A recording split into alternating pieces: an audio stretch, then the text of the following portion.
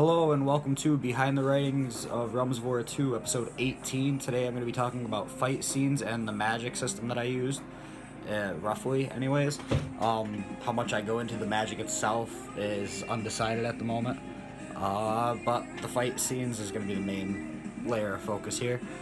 First off, I want to say that I have a big background in playing different video games, whether it be Mortal Kombat or Virtua Fighters 4, the Tekken games, all of which great examples.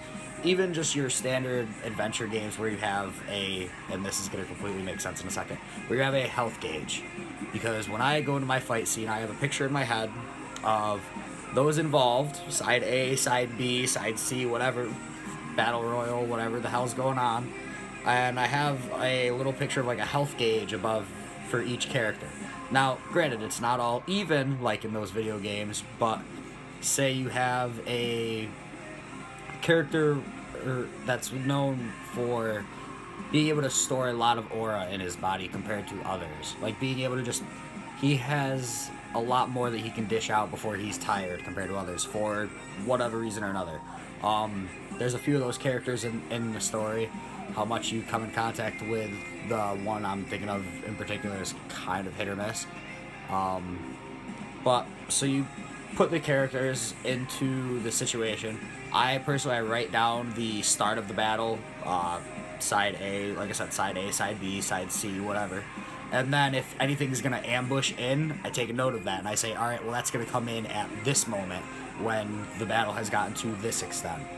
So like if I have a 3-person on 5 Beasts of Ruin battle going on, or 5 infected Beasts of Ruin on 3 regular Beasts of Ruin, then say I have an ambush planned.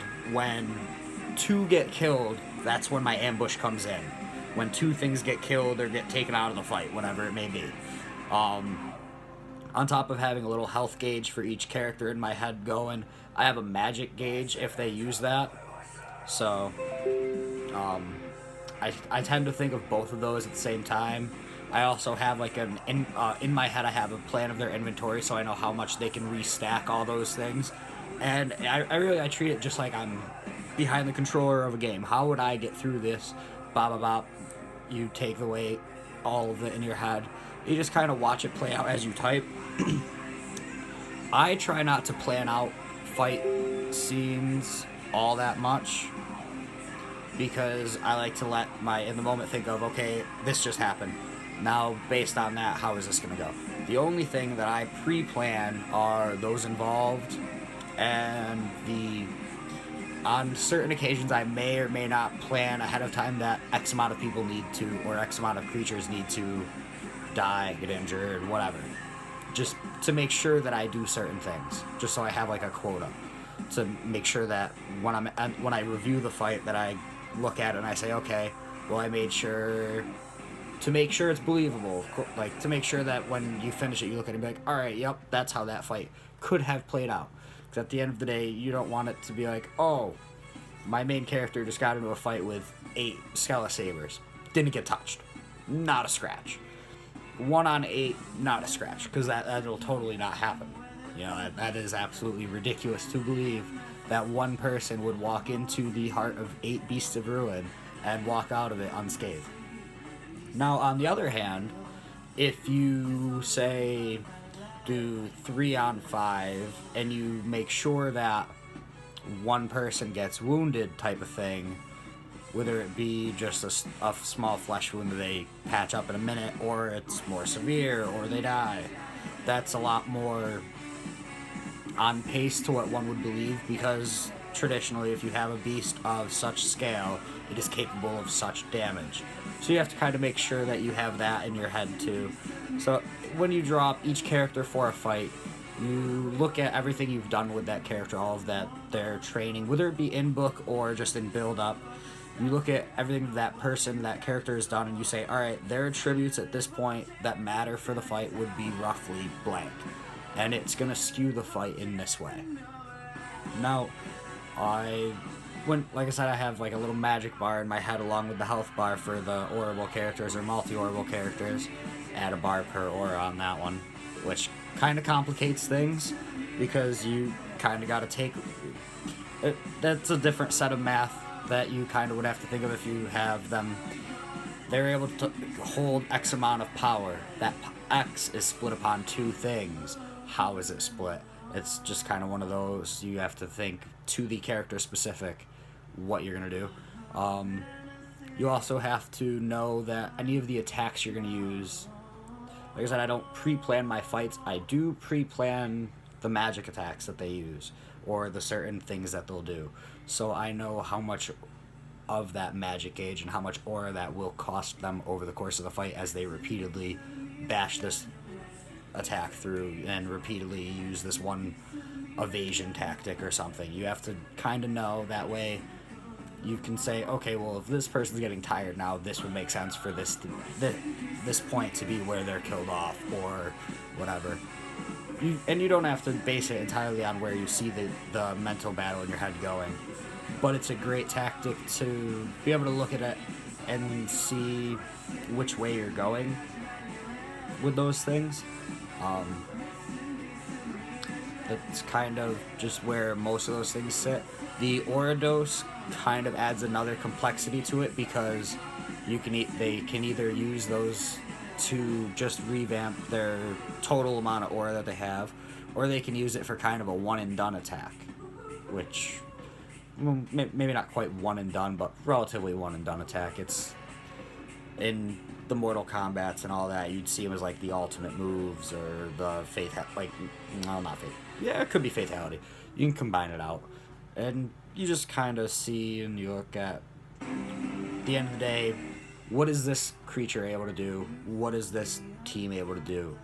And you just have to make sure that you choreograph it in a way that, one, you enjoy and you find fun to do, which I think writing the fighting scenes are probably the most fun scenes out of any of it.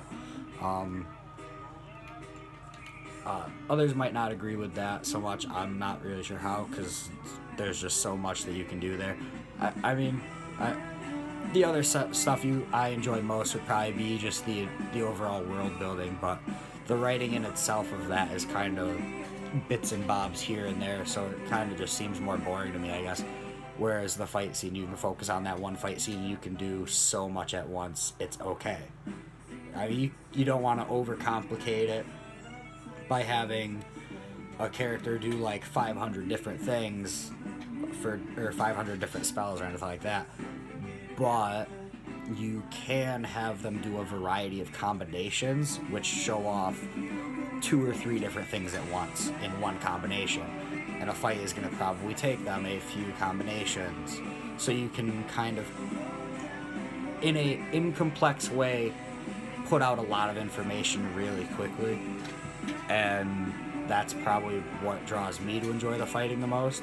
That and the attacks that I have, whether it be the summoning of the ice needles or the casting of cloud and wind attacks of the teal orables, the partial and full turn abilities of the emerald orables, where some of them, well, the orables anyways, they can each turn into a specific animal, or even partially into an animal to get the, so to speak, sense enhancements of it into their benefit, or the shadow attacks that come out of the violet aura. Like, each of those presents such a fun variety of things to do with, just by having a basic, well, this is what the aura does, what can I create from there? And at the end of the day, the creation is kind of limitless, especially when you go into the multi-orables and the aura masters. Granted, the aura master, it's kind of a if and when it comes up kind of thing, because of the execution. There aren't any.